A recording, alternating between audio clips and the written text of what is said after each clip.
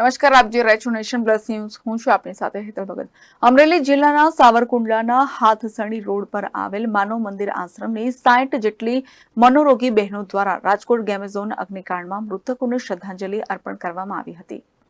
અમરેલી જિલ્લાના સાવરકુંડલાના હાથસણી રોડ પર માનવ મંદિર આશ્રમમાં આવેલ છે. આશ્રમના પરમ પૂજ્ય ભક્તિરામ બાપુની વિશ્રામાં ચાલી રહ્યો છે. ત્યારે રાજકોટમાં બનેલ ગેમ ઝોન અગ્નિકાંડમાં નિર્દોષ લોકોએ પોતાના જીવ ગુમાવ્યા છે. રાજકોટની ગોઝારી ઘટનાને લઈને ઠેર ઠેર લોકો દ્વારા શ્રદ્ધાંજલિ પાઠવવામાં આવી રહી છે.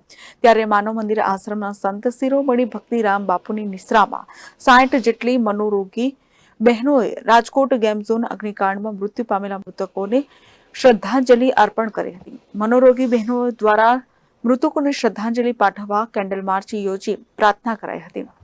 માનવ મંદિર આશ્રમના ભક્તિ બાપુ દ્વારા મૃતકોના પરિવારજનો પર આવી જ પડેલી વિપદાને સહન કરવાની પ્રભુ શક્તિ આપે તેવી પ્રાર્થના કરવામાં આવી હતી. જય સિયારામ. રાજકોટ ગેમ ઝોનની અંદર જે નિર્દોષ લોકોના મૃત્યુ થયા, હૃદયદ્રાવક દ્રશ્યો છે.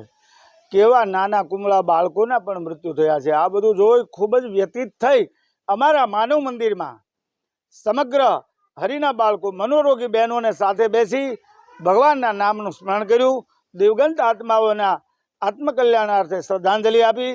સમગ્ર માનવ મંદિર પરિવાર આ ઘટનાથી ખૂબ જ વ્યતીત છે. ભગ્ન હૃદયે પરમાત્માને પ્રાર્થના કરીએ છીએ કે તમારા ચરણે આવેલા તમામ મૃતાત્માઓને પરમ શાંતિ આપો. પ્રભુ, આ લોકો અનિચ્છાએ, અકાળે અને અકુદરતી રીતે જેમનું મૃત્યુ થયું છે એને પરમાત્મા શાંતિ આપે. સમગ્ર માનવ મંદિર પરિવાર વતી હૃદયથી શ્રદ્ધાંજલિ.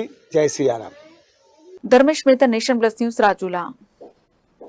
સમાચારોના સતત અપડેટ મેળવવા માટે અમારી નેશન પ્લસ ન્યૂઝની યુટ્યુબ ચેનલને સબસ્ક્રાઇબ કરો, બેલ આઇકન દબાવો અને જોડાયેલા રહો ફેસબુક, ઇન્સ્ટાગ્રામ અને ટ્વિટર પર.